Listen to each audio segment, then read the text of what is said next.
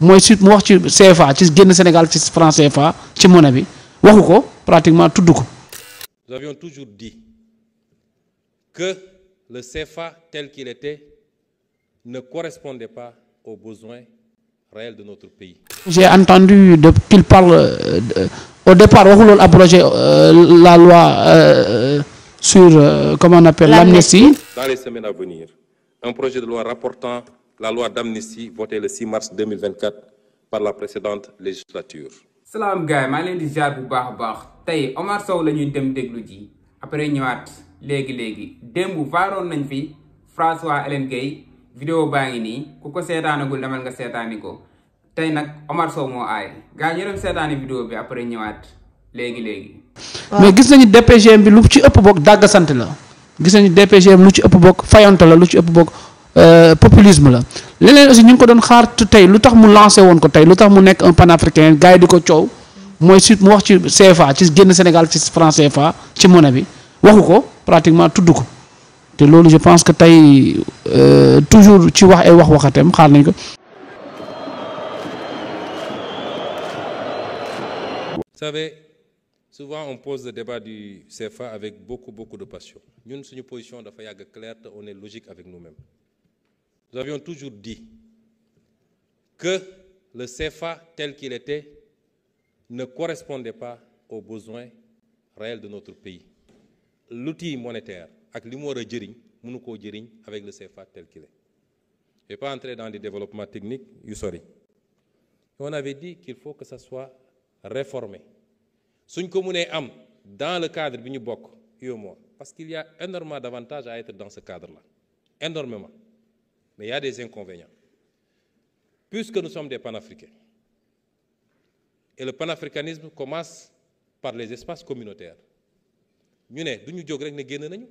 njëkk a waxtaan ak suñu mbokk ne leen lii ak lii baaxut bu dee ñoom d'accord nañ ci ak ñun ñu dem vers cette direction mais on reste dans la zone bu dee nag d'accord uñu si am nañu sañ-sañu demal suñu bopp. beneen bi j'ai entendu qu'il parle au départ waxu loolu abroger la loi sur comment on appelle l'amnistie.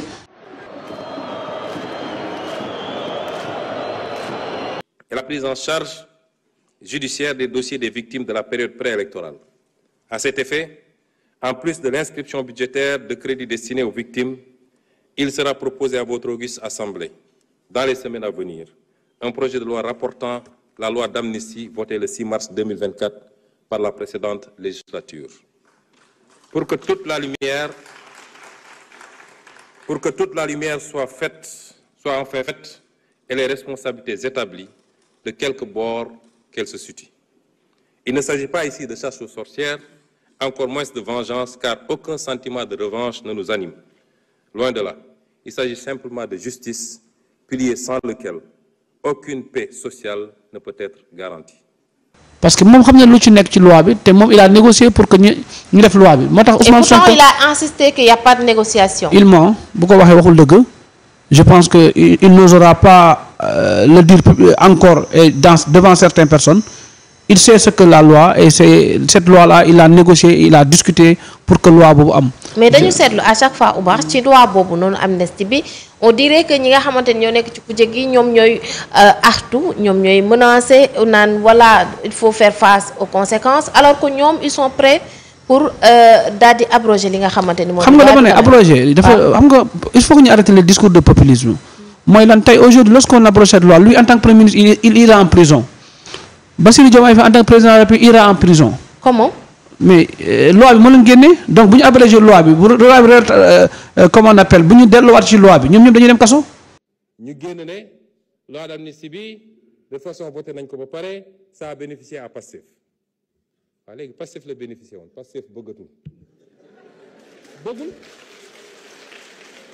wax ji jeex na kon lan moo fi jaar tëbëg ñii naan kenn mënu ko abroger parce qu'il y a déedéet man nga doon may bëggatuma nañu génne loi d'amnistie bi ñun ñëpp ñu dem uyu ji ñun ñëpp. parce que dañu leen jàppoon yoon moo leen teg loxo c'est cette même justice qui est là et c'est cette même justice qui en a proposé cette loi mooy le ministre à travers le ministre de la justice député yi voté ko ñi daganal ko donc loi boobu bu daganatul rek ñoom ñëpp dañuy nekkaat ay prisonniers donc pour moi dama jàpp ne bu ñu man je suis contre cette loi man je suis pour qu'on l'abroge. Mais lorsqu'on l'abroge il faut que ça soit du sérieux ça ne sera pas du parce que ça veut dire que kii mu ngi ci nguur gi tey fayantoo lay doon wala kii yeeg parce que criminel c'est qui est criminel qui sont les responsables la responsable d'abord le premier responsable de ceux qui sont morts c'est Ousmane Sonko celui qui a appelé moo woote mortal combat moo woote gone génn ci mbedd bi moo woote et je pense que tey ñi ñu bëgg a teg responsabilité mooy ceux qui ont sauvé l'État mooy tey que ce soit le général Moussa Fall que ce soit le général Bokar Yade que le directeur Bokar Yade que ce soit le général Kandé pour moi c'est des zéros même le président de la République sortant ce sont des zéros parce que aujourd'hui ils ont protégé la République et s'ils n'avaient pas bu ñu protéger la République je pense que tey ñoom du ñu toog nekk premier ministre du ñu toog fekk fi état du ñu toog fekk fi assemblée nationale bu yanj léegi suñu 83 personnes yi suñu 83 jeunes yi nga xamante ne ñàkk nañ seen bakkan nag mais parce que à chaque fois bu yenn yi amee le premier responsable bi c'est l'état quand même xam nga dama ne fii man sama job bopp ñi ñàkk seen bakkan ñi ci ëpp boog ñoom ils ont l'état à protéger ses biens ça veut dire ay jeunes yi ñu gisoon ñuy génn ci mbedd bi di tàll ñii di toj ñii di attaquer ay gendarmerie ñii di attaquer ay police ñii di attaquer ay station et pourtant gis nañ fi ñoo xamante ne rey nañ leen te attaqué wuñu fekkuñu kenn këram rey ko ñu rey mais fekk nañ ci ñaar ñu doon liggéey ñu rey leen non dama ne fekkuñu kenn këram rey ko beneen bi aussi lépp ñu rey c'est pas forcément les forces de l'ordre ou bien il faut que ce soit beneen bi mooy aussi tamit les Sénégalais ne sont pas sortis manifester parce que la vie était chère les Sénégalais génnuñu ndaxte courant bi doon coupé Sénégalais génnuñu ndaxte dañoo xeex démocratie mais les Sénégalais dañoo génn parce que benn nit boo xamante ne jàpp na ne moom bànneexu bakkanam dafa am fu mu ko yóbbuwoon ba bànneexu bakkanam boobu mu am fa ay jafe-jafe mu recruter ay mercenaires recruter ay bandits recruter ay délinquants ñu génn ci mbedd mi faire face à l'État. pour yow ñu doon génn ay bandits ay délinquants lañ je les considère pas comme des détenus je les considère comme des bandits qui ont été et que la loi a fait que les forces de l'ordre ont sauvé cette république. di wax rek te li wax lépp day fen wallaahi li mu wax yëpp day fen dara du ci dëgg su ma gisee muy sax damay tiit damay ragal ni nit di ndax dina mënee nii fen yëpp day fen. jaajëf gars yi bëggee naa leen bu baax a baax ginnaaw bi ngeen seetaanee vidéo pare maa ngi leen di ñaan ngeen di abonné di liker di partager vidéo bi déglu ngeen Omar Sow ba pare dégg ngeen bu baax a baax li nga xam ne loolu la wax ci Ousmane Sonko. preuve yaa ngi nii tegi nag man lan moom benn affaire moo ma jaaxal quoi ci gars yi dañuy nekk di fen xaw ma ñoom ñoo ko tey xaw ma teyuñu ko mais lii teyef la quoi ndax preuve yaa ngi nii wala moom dafa dégluwul discours Ousmane Sonko bi wala moom dégg na ko day toog rek di wax lu ko neex bu ne Ousmane Sonko dañ ko doon xaar mu ñëw wax ci franc CFA Ousmane Sonko wax na si leeral na si ay mbir yu bari yoo xam ne ñun xamuñu ko woon quoi. moo ngi nii tege preuve yaa ngi nii tege waxaat na Ousmane Sonko waxul dañuy dindi loi amnistie bi preuve yaa ngi nii tege Ousmane Sonko wax na ko leer na nañ kon gaay man Omar Sow bii nii moom lan lay dégg quoi man dama jàpp ne moom déggewul ak nopp quoi bu fekkee ne leneen ngay dégg quoi da ngay joxe leneen li ñu wax nga dégg moo gën quoi ngay toog nii di fen quoi yow xaw ma da nga dégluwul Ousmane Sonko xaw ma déglu nga ko mais yow bëggoo dégg li nga xam ne loolu la wax leneen nga bëgg a dégg wala Ousmane Sonko bu muy wax yow dégluwoo ko quoi man loolu laa jàpp wala yow da ngaa bëgg a fen rek mais aywa toog rek di fen ndax lii dara gënu ko leer yow nga ne Ousmane Sonko waxul ci lii Ousmane Sonko wax na ci lépp loo xam ne concerné na Sénégalais rek Ousmane Sonko wax na si kon bëgg a yàq der wala bëgg a fen loo nit ki yow sax wax nga ko nee nga Ousmane Sonko day fen sax yow wax nga ko ñëpp di ko dégg Ousmane Sonko suñuy premier ministre quoi yow nga ne day fen wax nga ko quoi leer na ñëpp dégg nañ ko kon nekkatuma fi naan da nga bëgg a fenloo Ousmane Sonko ndax yow fenloo nga ko bu pare loolu leer na yow mii nag yaay fenkat bu mag bi Omar Sow yow yaay fenkat bu mag bi dañuy seetaan vidéo bi tamit xam nañ ni yow Omar Sow yow da ngay fen ndax preuve yaa ngi nii Ousmane Sonko waxul ci lii Ousmane Sonko wax na ci loolu noonu bu yàgg ci lépp la wax kon dara jarul ngeen toog di fen quoi seen doom yaa ngi leen di déglu seen jërbaat yi seen moroomu doom yaa ngi leen di déglu ngeen toog ci plateau yi rek di wax lu dul dëgg Sonko wax na leen ko keroog nee na plateau yi war nañ ko xoolaat ngeen indi ay débat idée ngeen indi ay débat yoo xam ne Sénégal mën nañ ci jëriñu. nee na seen débat yi dafa suufee trop surtout ci plateau yi seen débat yi war ngeen ko xoolaat bu baax a baax mais toog rek taal sa caméra jàkkaarloog moom di fen rek nag di wax loo xam ne dara amu si. yéen daal nii ngeen ko nar a jàppee quoi ba kañ yéen daal nii ngeen nar a opposé Ousmane Sonko non lii doxul. xool leen beneen méthode wala yéen da ngeen a yaakaar ne Sénégal yi ngeen di waxal ay dof lañ. fii mënoo leen fii wax bañ weddi Ousmane Sonko ndax biñ ko dalee topp ba léegi nii njëriñ kese lañ ci gisuñ fi leneen lu dul njëriñ lépp loo xam ne bu muy nekk ci opposition bi lépp loo xam ne waxoon nañu ko ñun gis nañ ko lépp loo xam ne bi mu fi ñëwee ba léegi nii lépp loo xam ne wax nañu ko ñu ne lii amoon na fii ñun gis nañ ko te affaire yaa ngi ñëw ndànk-ndànk nag xaar leen seen wàll yéen ñi nga xam ne yéen a nekkoon ci pouvoir bi xaar leen seen wàll yéen ñëpp ndax Cour des comptes dana génn de ba yàggatul Sonko newoon na waroon na génn xaw ma de kañ mais dafa retard quoi léegi tey jii nii mu génn bu génnee moom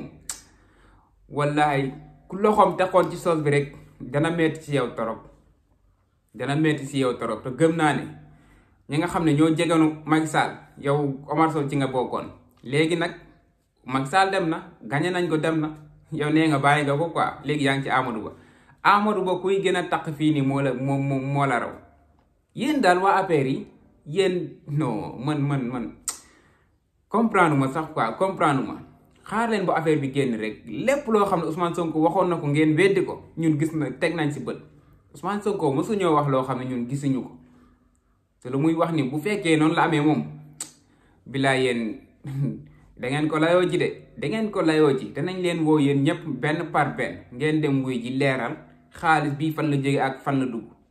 yow moom mën nga see mucc quoi ndax yow denkuñ la woon dara loo xam ne waaw xaalisu askan wi la quoi mais ministre yi nga xam ne ñoo fi nekkoon ci jamono Macky Sall non ñu leen di jox ñuy lekk ñu leen di jox xaalisu askan wi ñuy lekk di ko pasaree di ko jox ay influenceur di ko jox ay tiktokeur ay youtubeur di ko tas pour ñu leen di yàqal Ousmane Sonko rek ñooy noonu ñëpp bu yeboo ñu pare ñu doon joxe ak ñi ñu doon jox yëpp bu yeboo ñu pare xam ne gaayaa ngi seen kaw affaire bu paree moom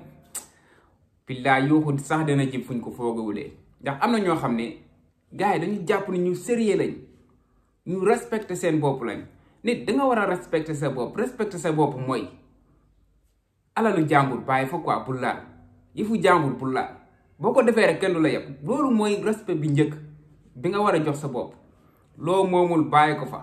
alalu askan bi bàyyi ko fa delloo ko askan bi